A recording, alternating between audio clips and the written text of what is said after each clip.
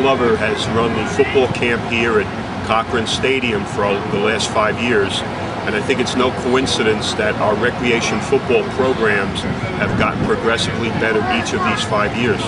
We're very proud to see now kids that are leaving this program at 8 and 9 years old that are moving on to high school, and we think that this stressing of fundamentals, the connection between Richie growing up here in Jersey City and getting to the levels he's reached are something that our young kids can really aspire to do in the future. So we're thrilled to have Richie here, and we hope we can keep him here in the future. Thank you. You know how we got started on All Access to Life? One day, we were in New Mexico, and my husband and I were walking around the track, and he was just thinking about, since he wanted to come back home to Jersey City. He said, well, what can I do for in Jersey City that has something to do with football? And so we were talking, and then he said, you know what, I think I'd like to do a football camp. And in doing so, as I said, we were just walking around the track. It was a beautiful day in New Mexico. He said, since I want to do this football camp, I said, well, since you want to do a football camp, then why don't we start a foundation? Okay, so we were thinking about that, and so finally he said, well, yeah, let's do a foundation, and that way we will be able to possibly, get people to donate. And I want to tell you one thing for sure. Anytime Richard goes to speak and do anything for anybody outside of anything, he's the one. All of the money, everything he does goes to the foundation. We do every bit of money that we get goes to the foundation. No one gets paid in the foundation. I do my services for free. Richard does his thing, gratis, because he just really wanted to do something good, for the kids, and especially for the kids here in Jersey City, since this is his hometown. But anyway, All Access to Life. We decided we were going to do a foundation, but we did not have a clue as to what we wanted to call it. Of course, that's the fun thing, naming your foundation. Well, it just so happened that one day, one of Richard's good friends happened to be in baseball, Dusty Baker, and we had an opportunity to go to the Cubs game. And we were at the Cubs game, and what we had were these passes that said All Access. So we had all access to the Wrigley Field. So we were thinking, and it really truly hit both of us at the same time. We said, we got these All Accesses to pass. And he said, you know what?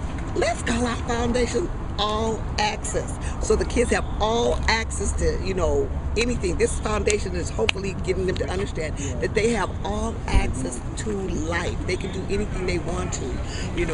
They have ability to do that. So that's why we decided to call the foundation the All Access to Life Foundation. Well, one of the things for sure that we were thinking when we decided to actually do the program is, so what are we going to do for Jersey City? So what Richard, as you know, he's a Hall of Famer, All-American for Nebraska, and he said, well, football did it for me. So what I think I would like to do is do a football camp. And I like to do the football camp for, the younger kids coming up, because generally speaking, everybody thinks about the high schoolers and stuff. So we decided we were going to do our football camp, the All Access to Life football camp in the summer, and we were going to do it for kids from ages 7 to 14. And when we first got here to do the camp, we didn't have a clue. I'm going to be honest with you. We had to learn how to do everything. And since I'm the person who's supposed to be the director of operation, and he's supposed to be the name and the face, that meant I had to start going about get some information, how to get the camp started. So Richard made a few contacts, and he has a few contacts here in Jersey City already. We met the mayor, then the late Glenn Cunningham, and he inspired us and pointed us to the Parks and Recreation Department here in Jersey City.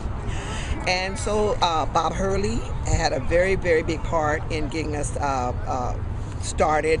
He was very generous as far as letting us know what we needed to do, getting the field and all those things. We sent out flyers, we did our thing, and then we had our first annual football camp. I can't even tell you when we started, but I can tell you that this year is our 9th anniversary. This is our 9th year, still standing here in Jersey City.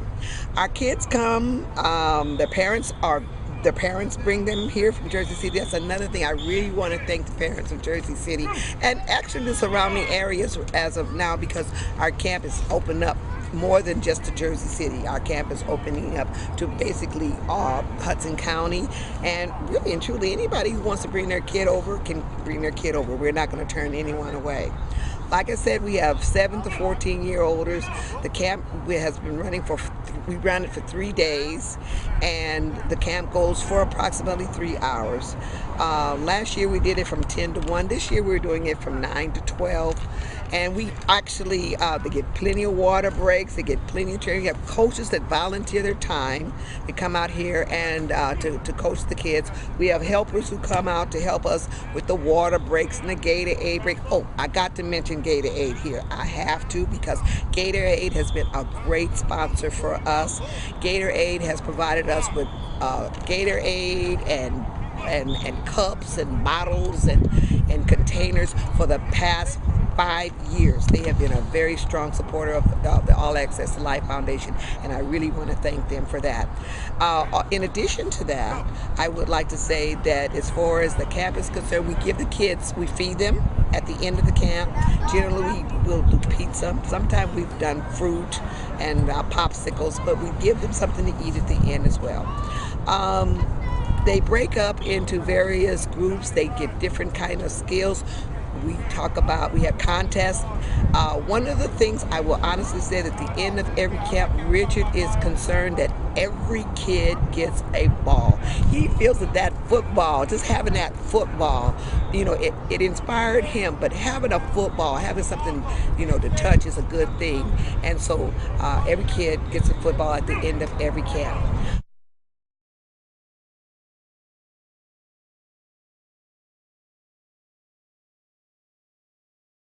Hi, Coach. Can you tell us a little bit about where you came from to get to the program today? Sure can. My name is Jim Jackson. I came from Pine Plains, New York, about a 3-hour trip. I originally met Rich Glover out in San Jose City College. We coached together, and I thought right then he was a special person. And I do a lot of things for him. I'd do anything for him. And he had asked me to come down and do this camp. And I said, I'd be my privilege. And I think it does an outstanding job with the kids. And I just want to be part of it.